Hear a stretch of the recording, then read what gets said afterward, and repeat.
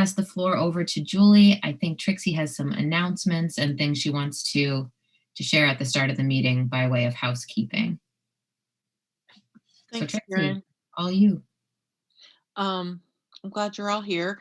I really just have one big announcement. I just wanted to make sure, wanted to remind everyone that summer applications are due by this Sunday. So if you were hoping to work, planning to work, thinking you might want to work this summer, you need to get those applications in. We often have more applications than spots, and so meeting the deadline is actually one of those cutoff points. So please make sure that you get those in by email to me by Sunday. Awesome. Thank you, Trixie. And I just made an announcement in the chat for everyone. Do keep your cameras off, because that way we can make sure that Julie and the interpreters are who is visible to folks who will view this post live event. So if you have your camera on and you are not Julie or an interpreter, go ahead and turn that off. And with no further ado, Julie, the floor is yours. Welcome back. Thank you for joining us. We're really excited. Thank you all so much. This has been such an exciting 2 days. And I told Dr. Moreski-Rigney this already, but I was born in Michigan. So I was born outside of Detroit, and then I lived in Saginaw until I was 9. So I'm really excited to virtually be in Michigan and kind of through internet space, come back to the place I was born. And I also really appreciated, I don't know how many of you were at the talk yesterday, but the questions afterwards were just really incredible. And I really enjoyed the engagement after the talk. So that makes me really just excited to be able to talk to you all today. It was a truly amazing conversation. I had planned to start just with, saying that I welcome cameras off. When I'm teaching, I teach, this is roughly the size of one of my classes. And I don't require my students to have their cameras on. I do tell my students that whether their cameras are on or off, I appreciate, I can't see everybody, obviously, because the room is so big, there are so many tiles, but I appreciate engagement via reactions. I appreciate engagement via, text or chat, use of the chat box. I can't always see the chats right away because I'm focusing kind of on my notes and what I'm saying, but I appreciate that kind of engagement. So feel free to engage however you like, and I hope that you are comfortable in your space. So I'm going to start. I do have a set of slides, which is, this will become clear in a minute. So I'm going to share my screen in a moment just to kind of keep myself on track for what I talk about. But I'm also going to give you all my slides in the form of a Google Doc. So I'm putting that link right now in the chat, and that will allow you then to kind of see my entire outline. But what you'll notice is that there will be 3 moments where I break us up into breakout rooms. And since once you're in a breakout room, you lose anything I've told you in terms of instructions, right? Then you have the slide where I've given a prompt for you to talk about, so you won't lose that. And then also you have, there's space in that Google Doc for you to take each individual group to take notes on a slide that we can return to when we meet back up. So I'll give more information about what I'm planning for that in a minute. But right now I'm just going to briefly share my screen in order to keep myself on track.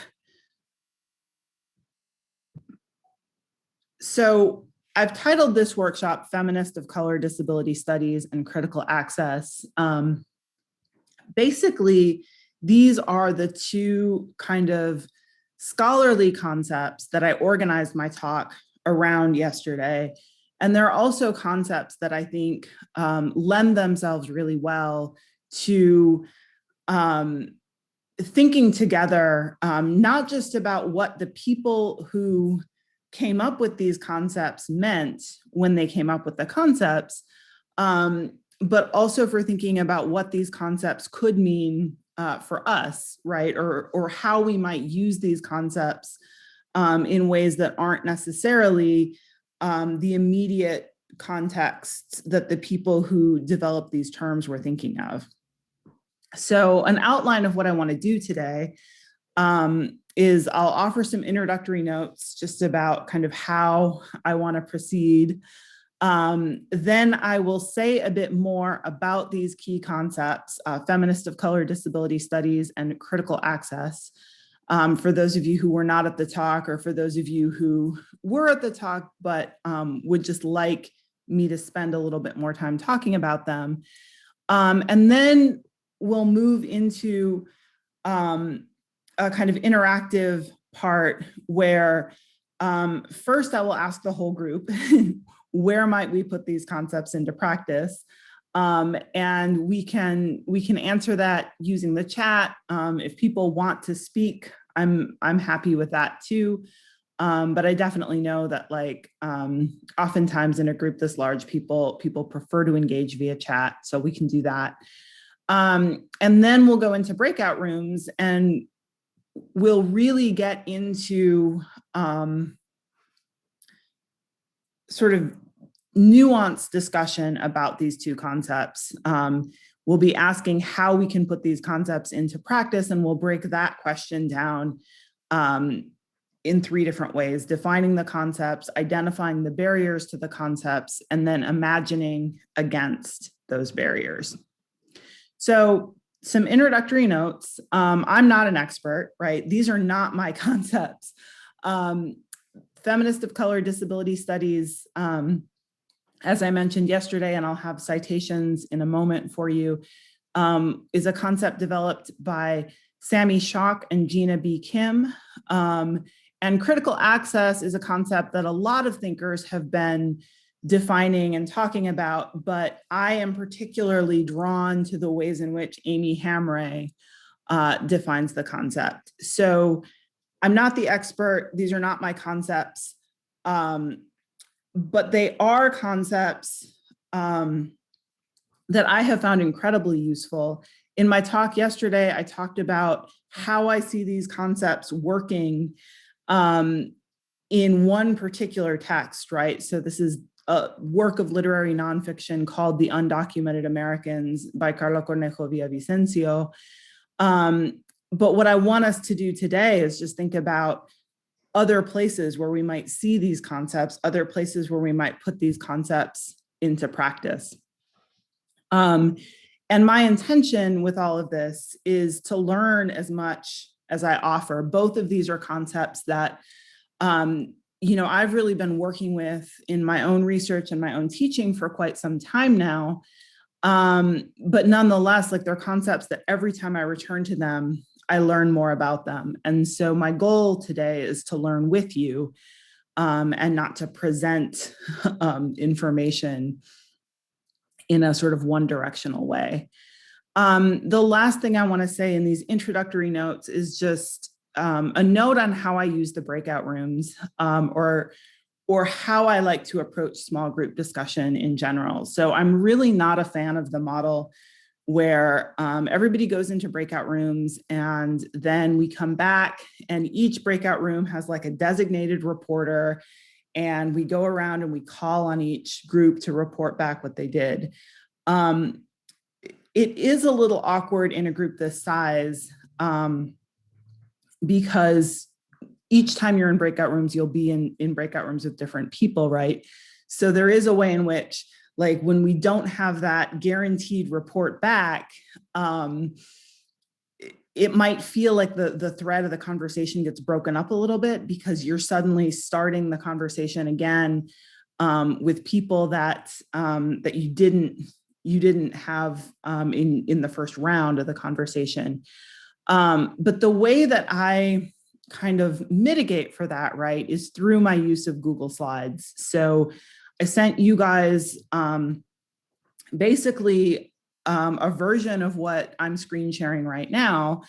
But in the version that I sent you, you all have, there's a slide for each breakout room in each breakout session to take notes, right?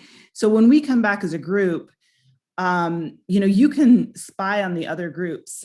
And I will also, full disclosure, while you're in breakout rooms, or while people are in breakout rooms, I'll go into a breakout room too, but I'm also going to kind of look at what's happening in the other groups. And so when we come back to discuss, I don't want us to do it in a way that's like comprehensive, like we need to account for every single thing that was said in every group, but just that we can look at each other's slides and we can, offer, like, just note things that we found particularly interesting. And if that's all not clear right now, it will become clear once we go into the breakout rooms and once we come back. So, but that's my overview for right now of how I use the breakout rooms.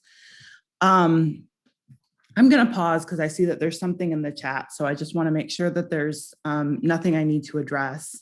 And then I'll do a little bit more kind of talking.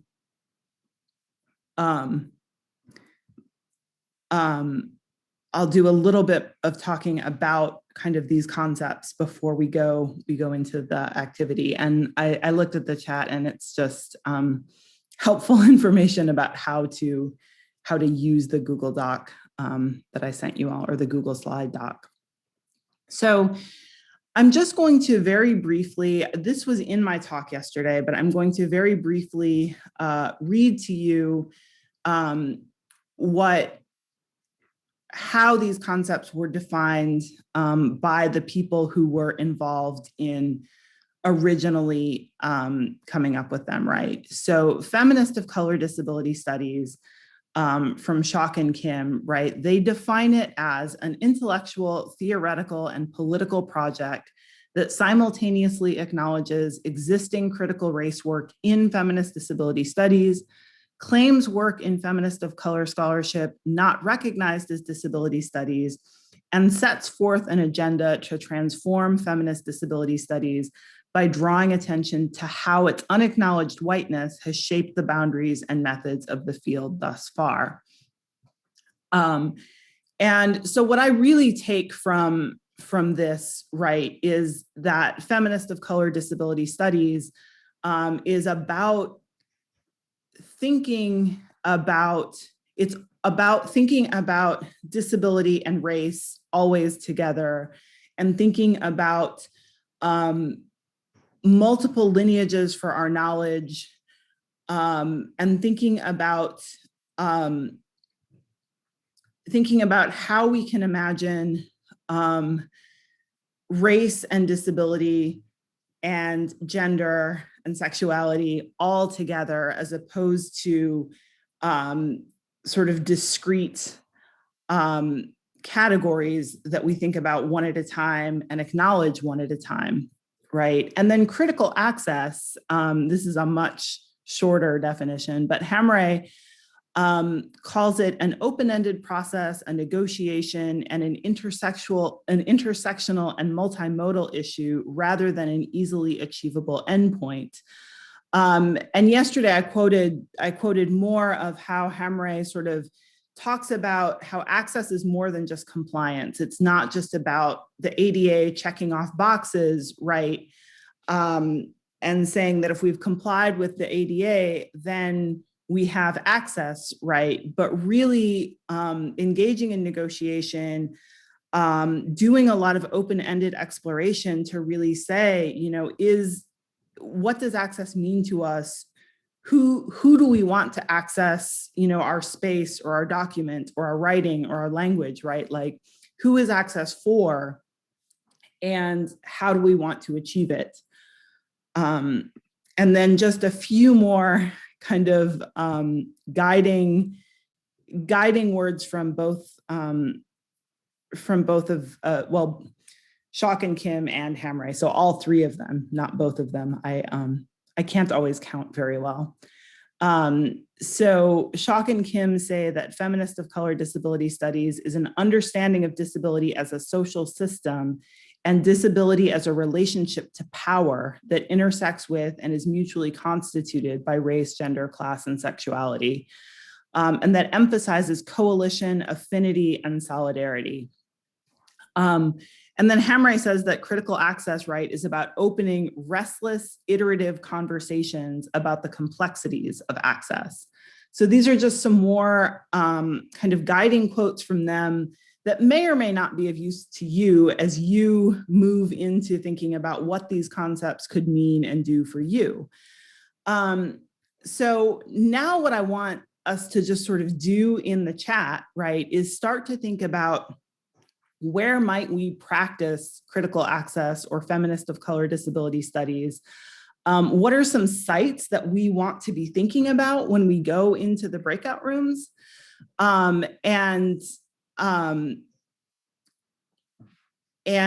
You know, I started us off thinking about some of the sites that might be of interest to us as we go into breakout rooms would include classrooms are a site that's of interest to me that came up yesterday in the Q&A. Writing centers are obviously a context that is of interest to this audience. Healthcare settings is something that I'm interested in my own research. But I just want us to do some brainstorming before we go into the breakout rooms, just to think about what kinds of sites we might have in mind.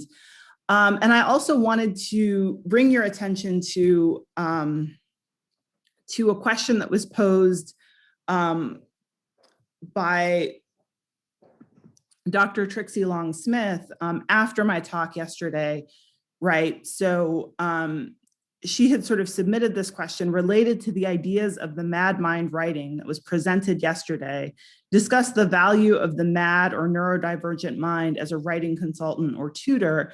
What do such minds and approaches add to the center and what it has to offer to clients and writers? And I wanted to put her question here, although it's not a site per se, right? But just to as an example of one of the directions that we might take our thinking when we go into the breakout rooms and start doing some brainstorming around these concepts, because I think that that question, right, is very much one way that we could approach our work in the breakout rooms. But right now, I think we can start doing some brainstorming of sites we might want to think about.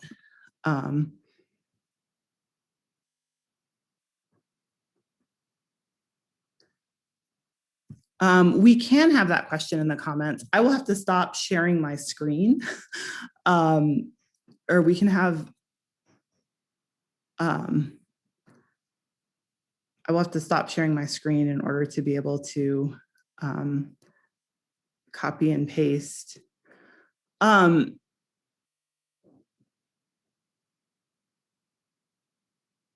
reading the chat now.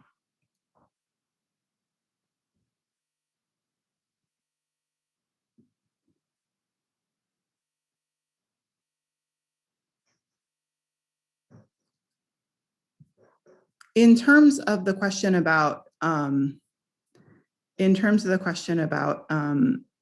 saying more about the mad neurodivergent mind, I think what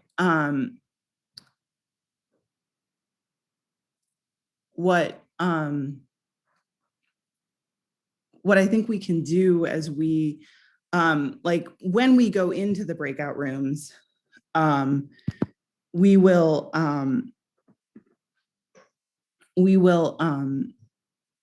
first start by sort of defining for ourselves, right, what these concepts can mean and what they can do.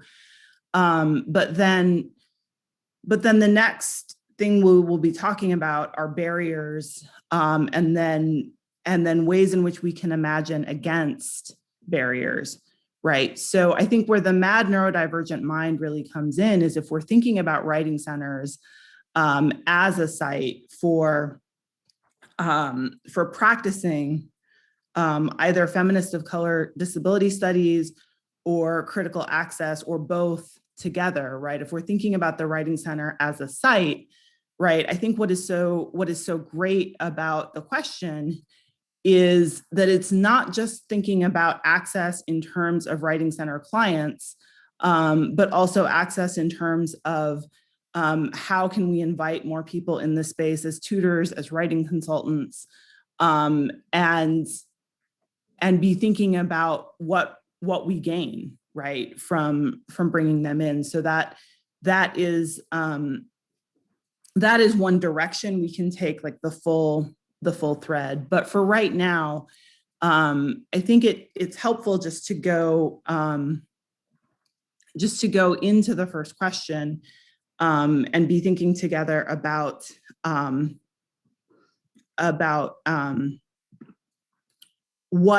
we want to define these concepts for ourselves. So I'm going to share my screen again.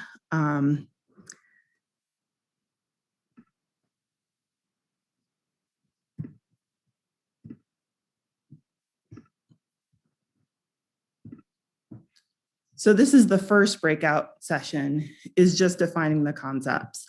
And here I just ask you to think, what does feminist of color disability studies and or critical access mean for you? What does it evoke? Where is it needed? What can it do? And so you have these prompts. I want to say, like, some of you might be more drawn to feminist of color disability studies. Some of you might be more drawn to critical access, and that's okay. You don't have to like go into both places. Some of you might be, as I am, interested in thinking about how the two concepts work together. So I invite you to take this in any direction that you want, whether you want to focus more on feminist of color disability studies, whether you want to focus more on critical access. But once you've gone there, then think to yourself, okay, so what can this mean for me? What does it evoke? Where is it needed? What can it do? And in my Google slide document, I have up to 10 slides. So I think we can have up to 10 breakout rooms. Let me look at the number of participants, 65. So yeah, this will be quite a few people in each breakout room if we go into 10 breakout rooms, and we can just sort of take notes. I would say to just do some brainstorming for about 5 minutes, and then, or let's say 7 minutes. I think 7 minutes is a good amount of time.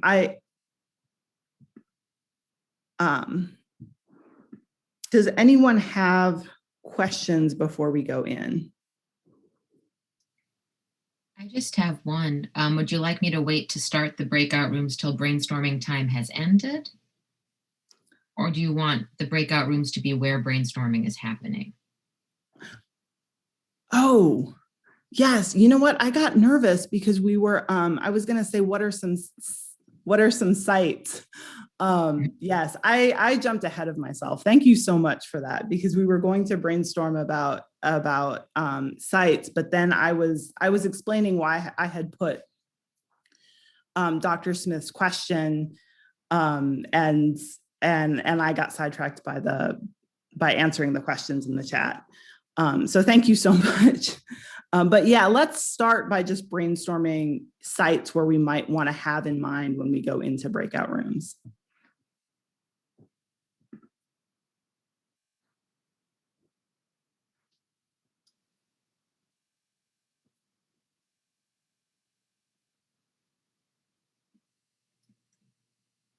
And you will call us back at the time of our brainstorming ending, right? Well, we could do this part as the brainstorming of sites we can do on the chat. Let me come back to okay, cool. If people want to. If people want to go directly into the breakout rooms, we can do that too. But yeah, this is where we were, and then I jumped ahead through the chat.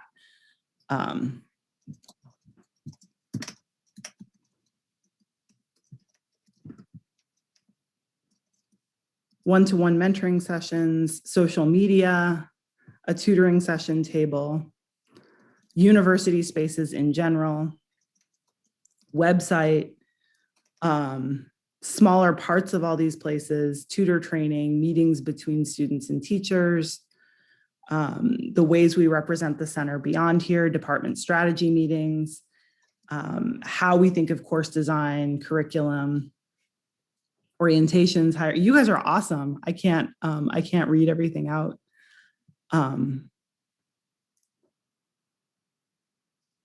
Even emails, homeless shelters and centers, with professors and administrators as we talk about our work, libraries, neighborhoods, anytime a student seems threatening.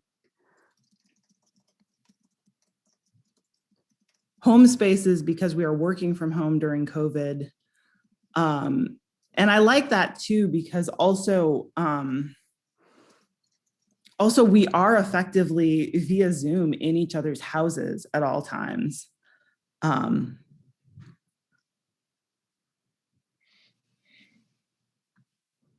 So I think we have now a good list of sites, and then we can go, I'll move us ahead a little bit. We can go into the first session.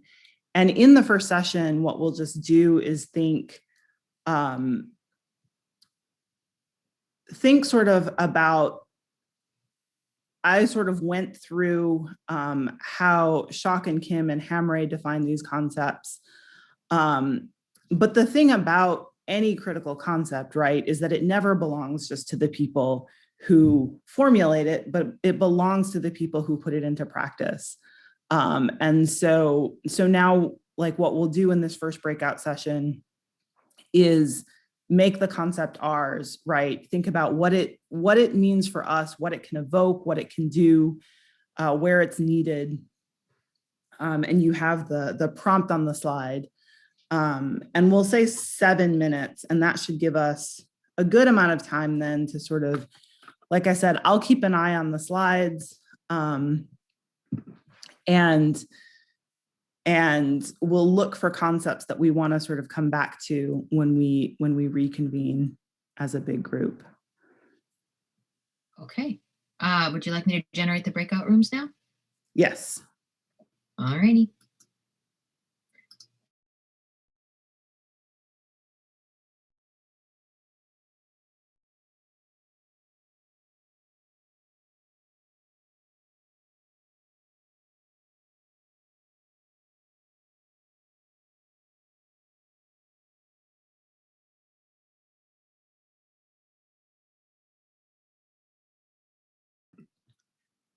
So I think we are all back.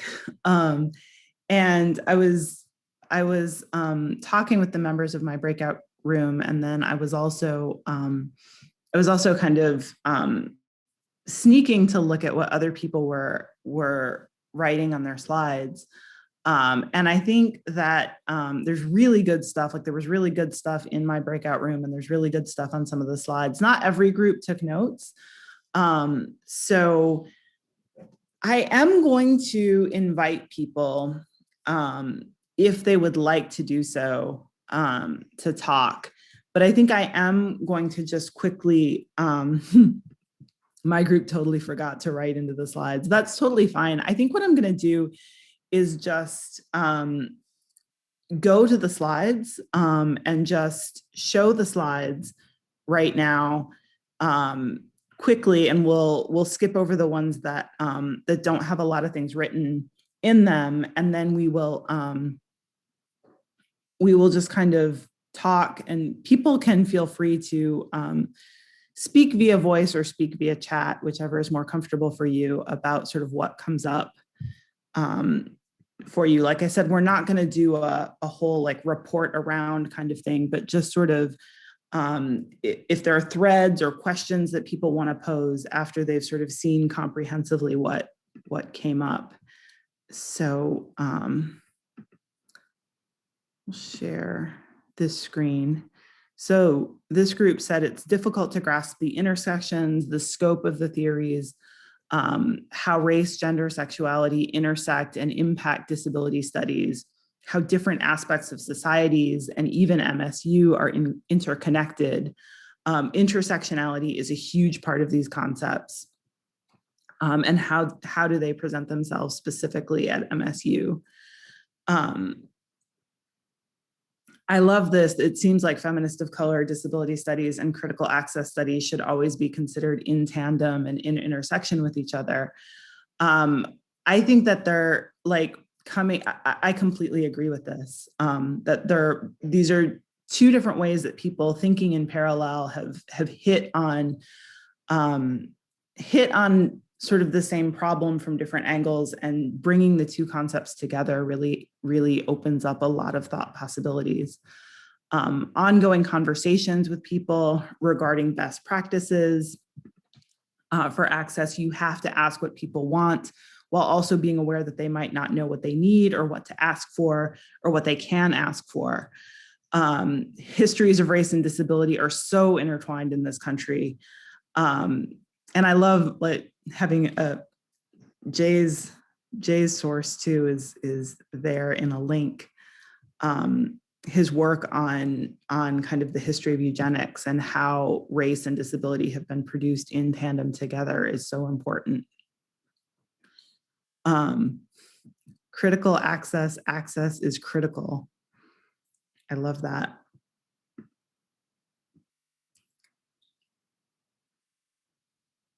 Empowering women of color with disabilities and offering opportunities for them to succeed. And also points about intersectionality. This is coming up over and over, right? And how some groups are missing from our studies and conversations.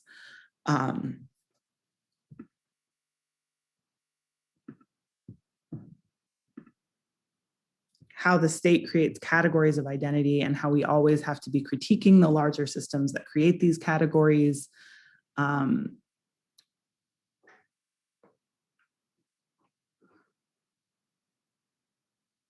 Microaggressions, considering and accommodating folks' needs and not writing them off. I'd want to hear more about, I think I understand what you mean about race being biologically fixed, in the sense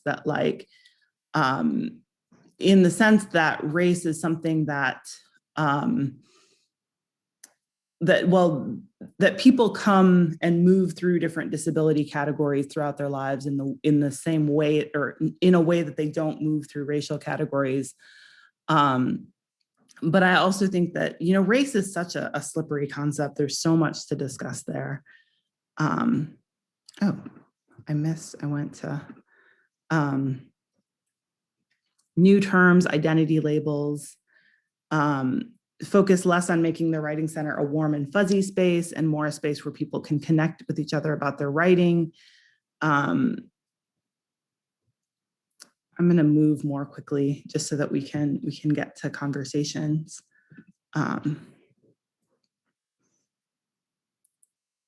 Makes us aware of all the things we want to be aware of and learn more about. What does the safety of disclosure mean? What does overlooking it mean? How can absence be created when trying to create access? Feelings that are evoked, difficulty and dauntingness, right? Commitments. I like critical access as part of that ongoing commitment. We can't and won't know everything on our own, and being in community is part of accessibility. This is from my group, but thinking about those most affected by structural harm whenever we're designing things, it's not just about checking off boxes, but finding missing narratives and unheard voices, and working to minimize harm. So now, I'm going to stop sharing now as I'm moving too quickly through the slides, but does anyone want to jump in? Do people want to, either through the chat or through voice, kind of talk more about what came up for them, or what they'd like to sort of add to the group discussion before we move into talking about what barriers might be?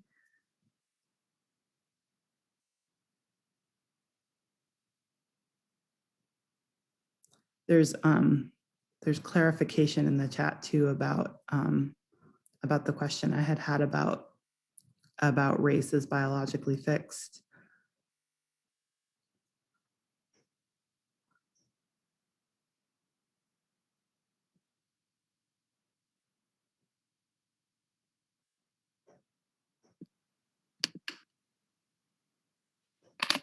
Sorry, I usually have a Post-it note over my camera. So thank you so much for your presentation, yesterday especially. So in my group, I took 2 screenshots from your presentation yesterday. And so we talked around those, and the first was, one of them was about, I'm sorry, I'm just looking off of them. One of them was about this idea about how disabled people, I'm sorry, immigrants are presented, undocumented immigrants. They're always positioned as workers because that is their only value, right? And we also spoke about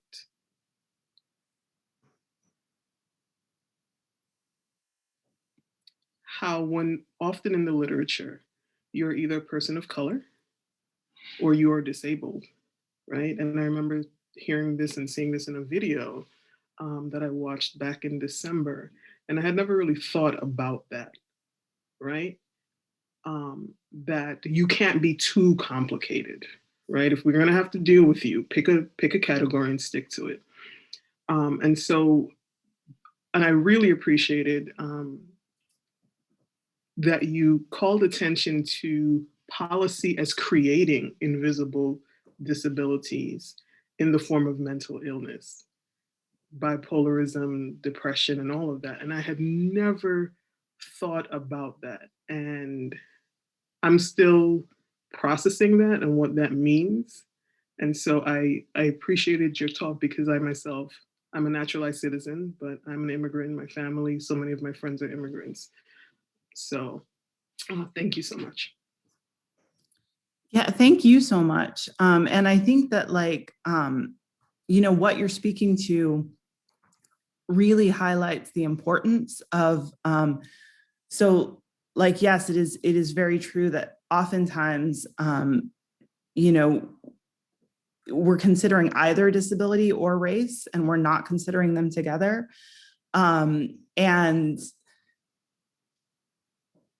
And it's especially a problem because of what you just said, right, about like policy choices. And, I was talking specifically yesterday about the immigration system, but it's not just the immigration system, right? It's also, questions of like urban design and who gets exposed to pollutants.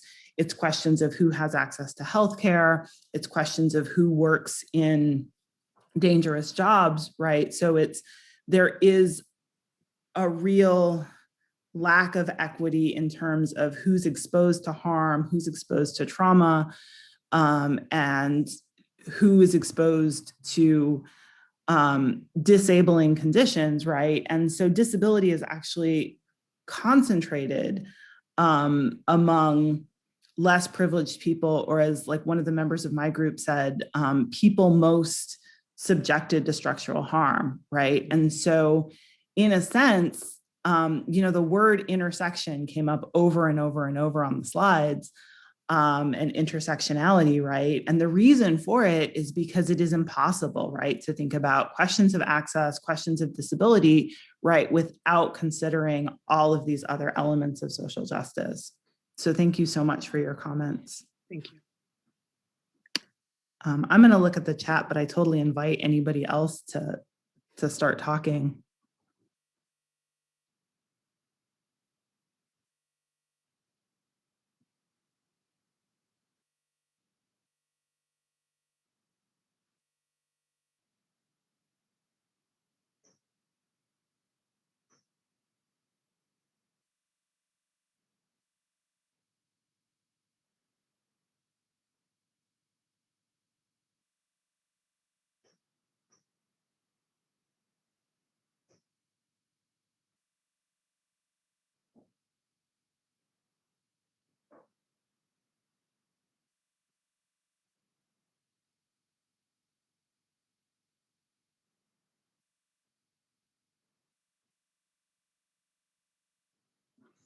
I want to draw attention to Dr. Morosky-Rigney's comment too, because I think that it is important. Like, how do we know when we're engaging in whataboutism versus being intersectional? And I think that is such a critical, like, I mean, and like such a critical question. And I think part of why I think critical access or thinking about access in terms of like outside just notions of compliance, right, is so important, because on the one hand, like, yes, I absolutely believe that any concept of disability needs to be considered in these kind of very intersectional ways. But I also agree, like, that you know, part of being critical is being attentive to those possibilities.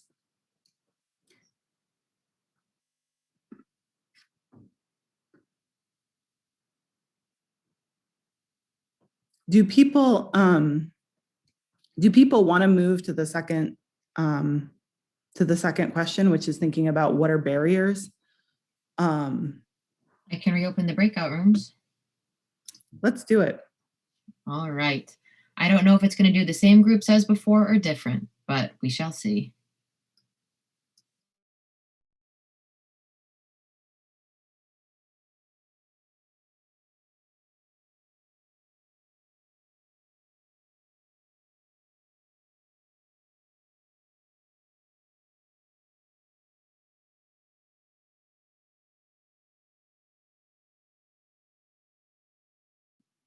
So there's so much good stuff on the slides.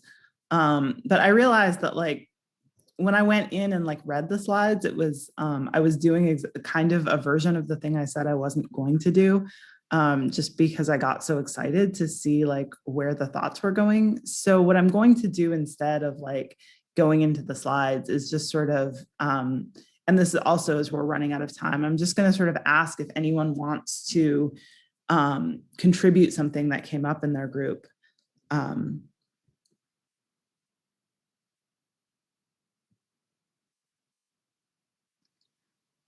I would.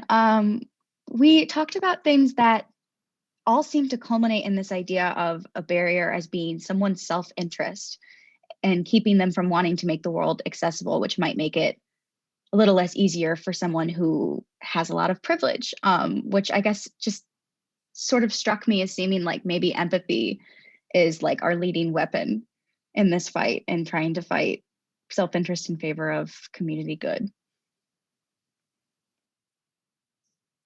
Yeah, I like that because doing access work can be really hard. And I think the temptation around thinking of access as compliance is that it sort of gives you a discrete task. And you don't have to really worry about like actually thinking about how what you're doing affects other people. You can just sort of comply and move on.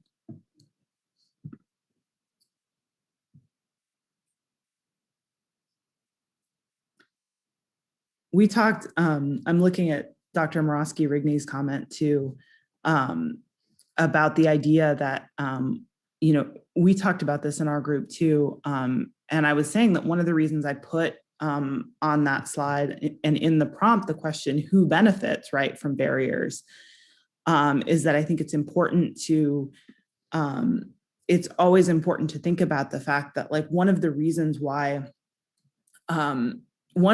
why social change doesn't happen is because the way that things are working right now doesn't work for a large number of people, right? But it does work very, very well for some people. And I think it's just as important to identify, you know, who it's working for as it is to identify who it's not working for. Because if we really want to redistribute privilege and resources and power in society, then we need to look both at where those things are not concentrated as well as where they are concentrated.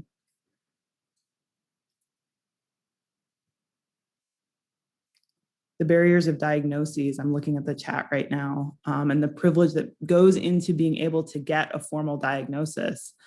Yes, we were talking about this in my classes the other day, just about like, I have so many colleagues, right, who will pride themselves on not offering accommodations to students unless they, have formal accommodations through the office of its SSD at my school, Services for Students with Disabilities. And it's just so problematic because if a student has gone the majority of their life without healthcare, then they have not been able to get access to any of the documentation that will enable them to get accommodations.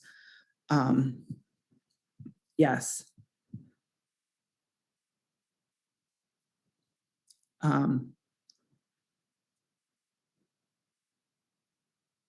I'm looking at complacency as an enemy of progress. Professors and administrators don't feel the need to change because they don't see the problems. Yes, and also, I mean, I just want to say, like, all of the down with capitalisms in here are so important too, because, I don't have a lot of patience for my colleagues who are unwilling to accommodate, right? But one thing that I can say about them is that everybody is overworked, right? And so when capitalism keeps us in a state where we're constantly overworked and we don't have like the time or the space or the brain power to like think differently, right? Or just like time for rest and like reimagining, right? Then it becomes so hard. And so it's not to say that I agree, right, with those colleagues, but I do think that like the larger problem is capitalism. Yes, and then I'm looking at the last comment, or no longer the last comment, but the assumption that everyone has access to everything, and the assumption, right, too, that we're all starting from the same place, that we all are using the same amount of energy even just to get into a classroom or even, into a shared space, right, is so important. So because we're running low on time, I'd say let's go to the very last one. And I want to say that I actually spent a long time sort of trying to think about how to title the final slide. But our final exercise, and I'm not going to share screen. I can share screen here. I just have to find the right slide. But I'll share screen, and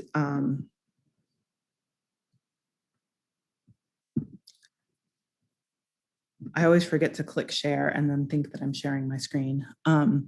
But I titled this Imagining Against the Barriers because I really did not want to use the language of overcoming. And I went on a bit of a, like, I do this sometimes where I parse words too much. And I was like, do I even want to say eliminating barriers? Maybe what I mean is eliminate barriers, but I really just want to think like how can we start to imagine a world out, talk about things that came up in our groups, but we can also move into just kind of closing, concluding thoughts.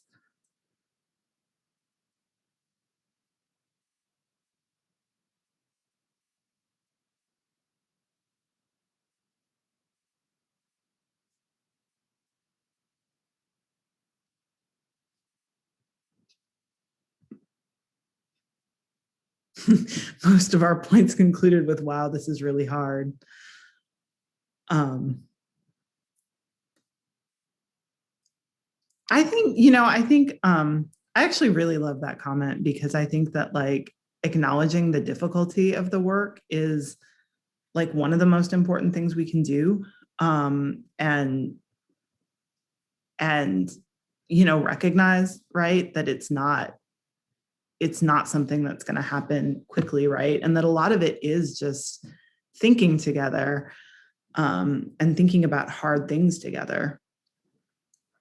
Yeah, we ended with a thought of open-mindedness and a willingness to learn and to change, which I think is related to exactly this, that it is hard and it means some rethinking, personally as well as systemically.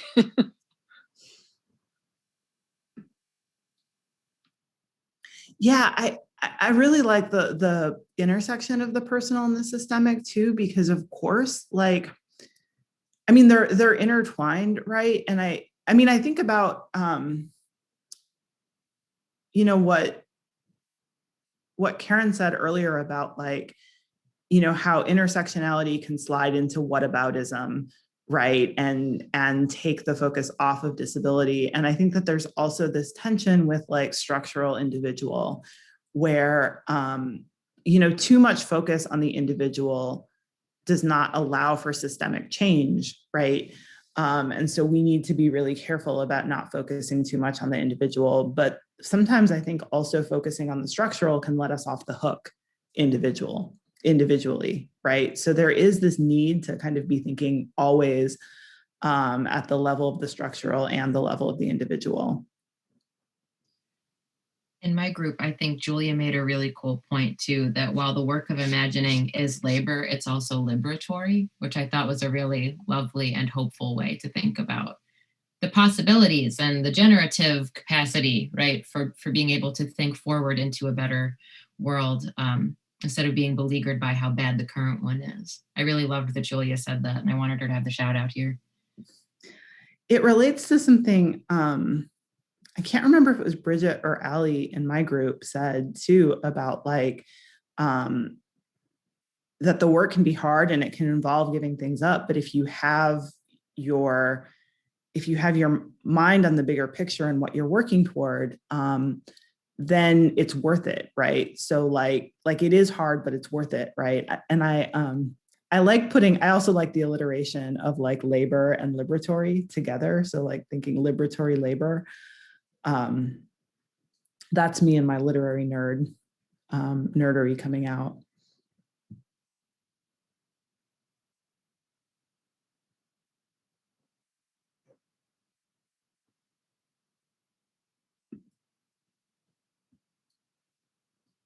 Anyone else?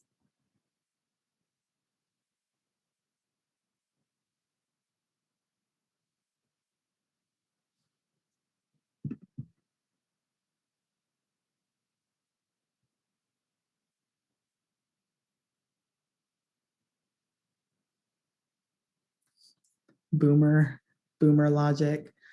Yeah, I think, yeah, several people talking about like breaking out of the mindset too, that if I got through it, then everybody else can get through it. Getting beyond what's measurable. I love that too. Thank you, Alex. Thank you all. Like I'm glad Alex brought up gratitude because, I've told Karen over and over that I was just really, I started my talk yesterday by talking about, how I wanted to be here and I wanted to be part of this conversation, but I was also like super nervous. And I've never done a workshop like this before.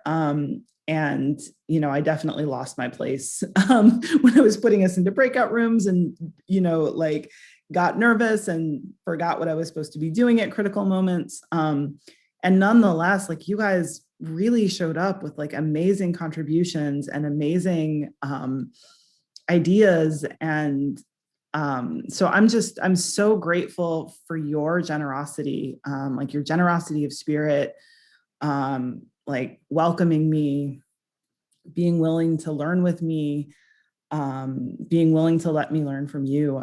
I'm really grateful to have been here, and thank you so much. We are so grateful to have had you join us yesterday and today. This was fantastic. We've had such good conversations.